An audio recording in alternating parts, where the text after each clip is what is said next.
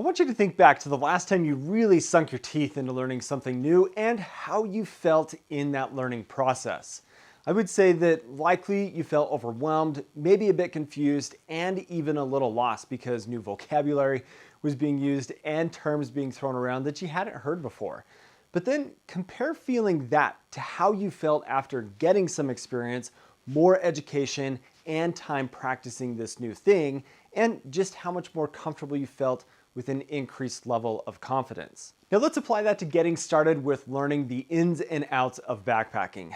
I believe that backpacking can be one of the most approachable new hobbies to learn and enjoy because there are so many different ways to approach your first few trips and start learning what you like or don't like about backpacking. But do recognize that it's impossible to know everything before your first backpacking trip, so there's no need to feel stressed that you are doing something wrong or making big mistakes because you haven't learned everything yet. But today I do want to give a few expert tips and things that I would suggest being your top priority to focus on with your learning when first getting started backpacking. Now let me give you a little bit of background here first. Since 2017, I've been working as a professional guide at a local university teaching intro to backpacking classes, and I've guided over 150 students on trips in all kinds of environments.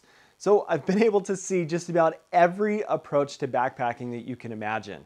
And as I look back over what I've observed over the years, these are the top things that I would focus on if I was just getting started with backpacking to help me have the most positive experience possible with my first few trips. So here we go. Tip number one, you're not doing anything wrong by just getting out there and trying. Backpacking is one of those activities where so much of the learning happens by doing. Within a trip or two, you will quickly start to gather in your mind what it is you don't enjoy, what didn't work, and how you would do it different next time, but also what you did enjoy, what made it fun, and why you would want to get out again for more trips. Now, going with someone who has more experience than you can make a big difference in your overall experience and give you an opportunity to observe, ask questions, and give you a boost of confidence to be out in what might feel like a vulnerable situation.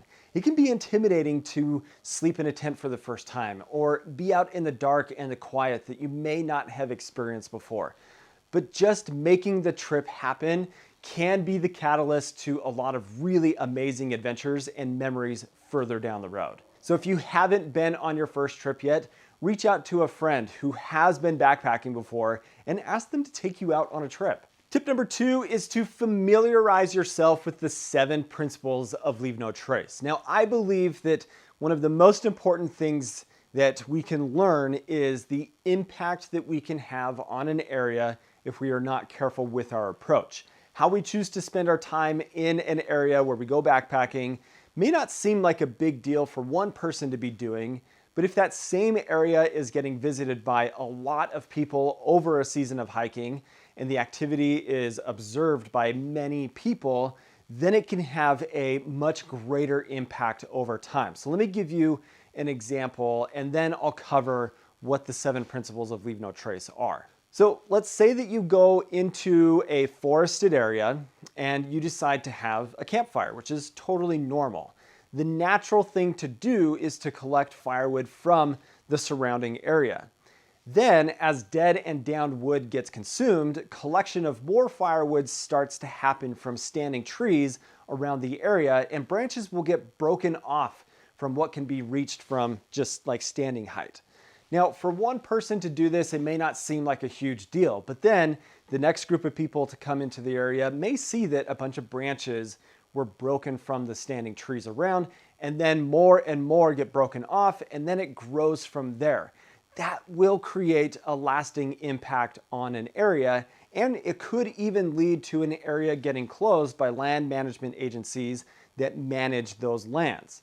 So it's important to understand what impact you can create on an area and to be mindful of that. Now, the 7 principles of leave no trace are designed to help reduce that impact and ensure that we enjoy ourselves as much as possible, but to also make it possible for others in the future to be able to enjoy that area for years to come.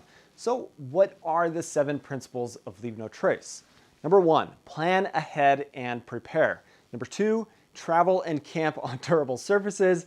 Number 3, dispose of waste properly. Number 4, leave what you find. 5, minimize campfire impacts. 6, respect wildlife. And 7, be considerate of others.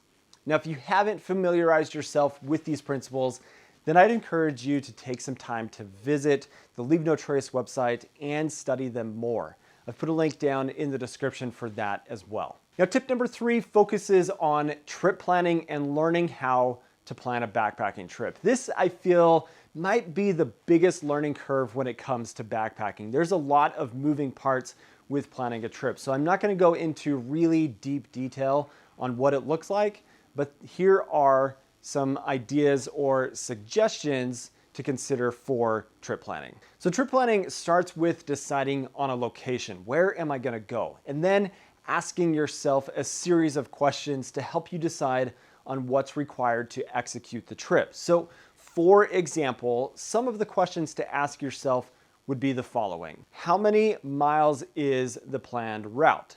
Are permits required to hike this planned route? What are the water sources like for the area, and how am I going to find those water sources? Is there a limit on the size of group that you can have in this area or the specific campsites for that area? And do campsites need to be reserved in advance, or can you camp anywhere you want in dispersed campsites? What is the weather typically like for the area that you're going? How will you navigate the route for your trip? Are you familiar with using various navigation apps? Are there rules about human waste disposal in the area? And do you need to carry a wag bag? And lastly, are fires allowed where you are going? Now, these are just a few questions to ask yourself when planning a backpacking trip, but there are likely way more things to consider in that whole trip planning process. But I do feel like at least half of what makes a backpacking trip a good experience starts with a solid plan for your trip.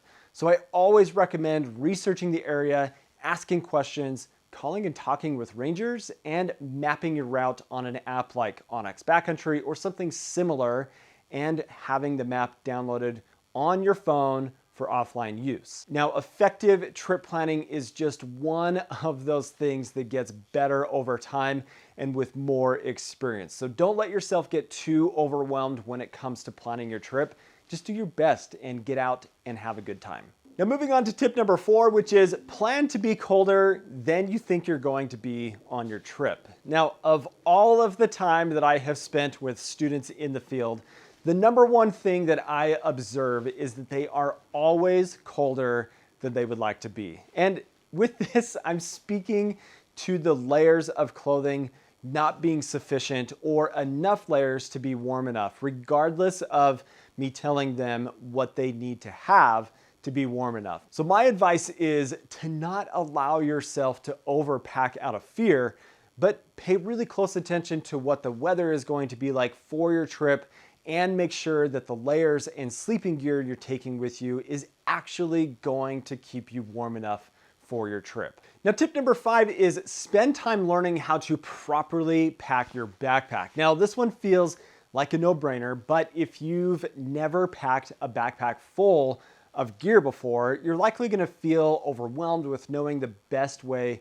to pack everything and just where everything goes. So I'm not going to go into a lot of detail on the process here, but there are excellent videos here on YouTube that show various smart ways to pack your gear so that it carries on your back the best way possible. And that's what's important to establish here. A properly packed backpack is going to be balanced, fit you properly, and not have a bunch of gear hanging off of it and swinging around, getting caught on things, and even getting damaged. This can easily be a deal breaker for comfort and enjoyment on your trip. Having a pack that doesn't fit you properly will be uncomfortable and even lead to injury. But even a pack that fits you properly, that is packed poorly, can be unbalanced and also lead to injury.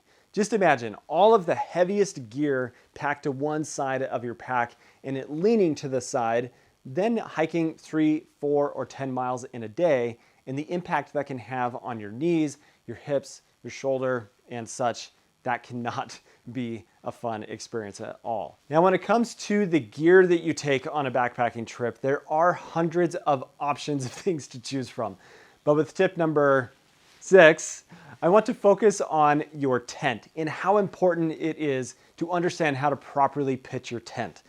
The reason this is so important is your tent is your shelter. It's your safe haven from the elements when you're out on your trip. And a poorly pitched tent can actually be pretty dangerous because it can expose you to wind and rain and even get damaged, which would essentially render it useless rather than providing the protection that it's designed to give. Now, there's many different styles of tents out there to choose from, but in general terms, you're either gonna have a freestanding tent or a non-freestanding tent. But what's important here is to spend time pitching your tent at home before your trip so that you understand how to pitch it correctly so that it's tight and set up as designed so that it can actually perform in wind and rain so that it's providing the shelter you need in those conditions. Now, the last tip for today is this. There is no one perfect way to backpack. How you choose to spend your time outside is totally up to you. So do what excites you.